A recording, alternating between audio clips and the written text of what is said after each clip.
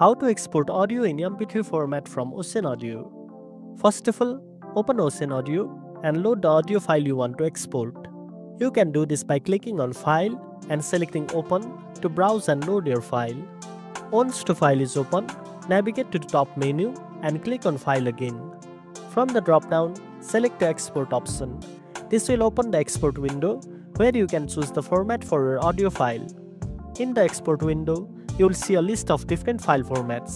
To export as an MP3, click on the MPEG format and from the drop-down list, select MPEG Audio Layer 3. You can also adjust the quality settings here by choosing a bitrate that suits your needs, with higher bitrates providing better audio quality. After adjusting the settings, choose the destination folder where you want to save the file. Give your file a name and click Save. Ocenaudio will begin exporting your audio file in MP3 format. The process may take a few seconds depending on the length and complexity of the file. And that's it. Now you know how to export audio in MP3 format from Ocenaudio.